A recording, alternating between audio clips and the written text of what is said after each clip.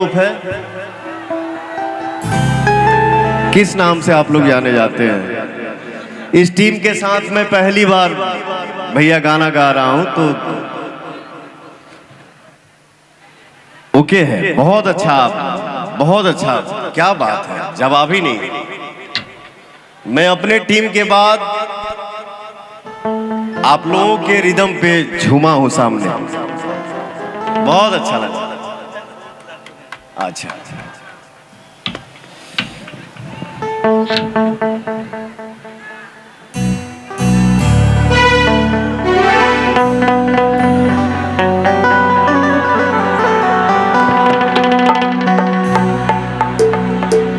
जैसे कि हमारे बड़े भैया सुशील भैया बोले कि मैं पवन का गाना सुनता हूं, बट आप लोग वहां मत जाइएगा, ये गाना सुनता हूं जो मैं गाऊंगा।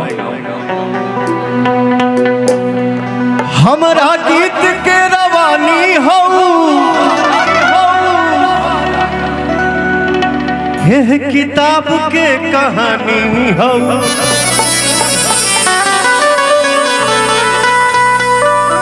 हम तो दुनिया से साफ साफ कहिए दे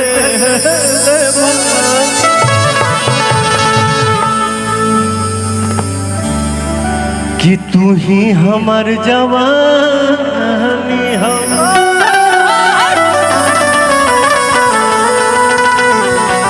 ये गाना मैं गोपाल भैया के साथ गाऊंगा, इधर आइए। है ना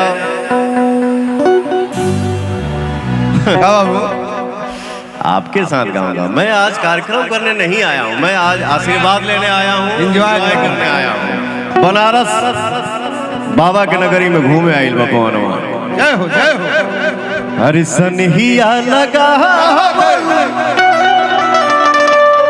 बहुत बात नहीं। क्या बात है? सुशील भैया ही कहले हैं कि हम पवनवा के ही गाना सुनीला। ये प्यार प्यार वाला गीत जे माने लवी है सुनी, जे माने लवी है हम हो गाइला। तू हीरा हो तो हम पाना हो गईनी, जय हो। काला ओढ़नी के मोरनी दीवाना हो गईनी।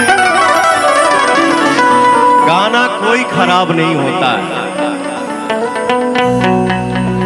देखिए गंदगी कहाँ नहीं है। भोजपुरी पे एगो ठप्पा लग गई बा, भोजपुरी में अश्लीलता नहीं, ऐसा नहीं है।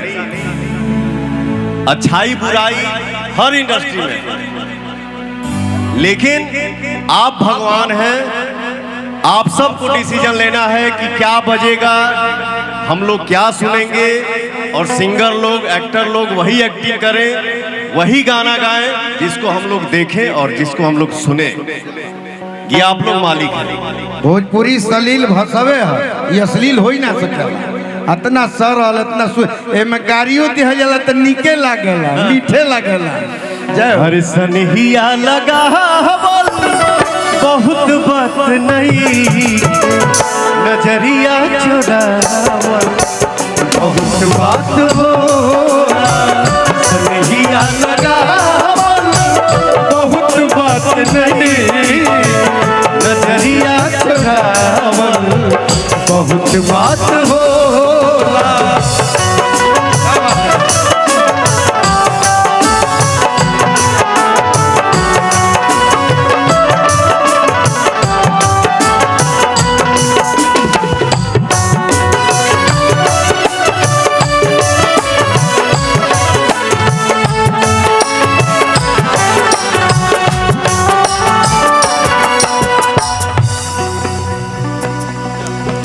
का गाना होला त ताली बाजेला।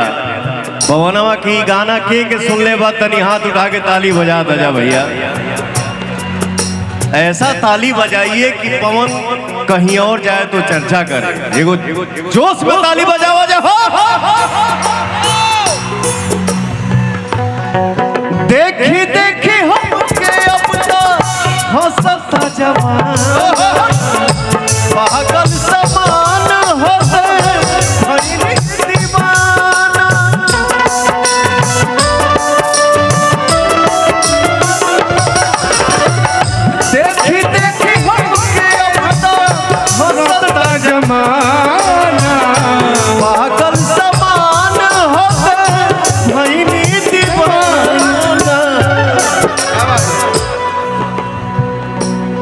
हर केहू के रोवावल, केहू के रोवावल बहुत बात नहीं। एक चीज हमसे मिस्टेक हो गई है, हमारे जितने मीडिया से भाई आए हैं, जितने हमारे यूट्यूबर भाई आए हैं, आप सभी को दिल से प्रणाम। क्योंकि क्या है क्या नहीं ये आप लोग ही बताते हैं, तो मैं माफी चाहता हूं आप सबसे। तनी उमंग में हम बह गई नहीं है। आप सभी को दिल से प्रणाम। लव यू टू रे।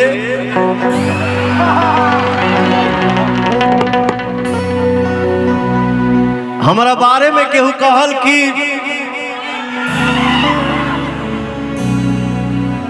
पवन सिंह जैसे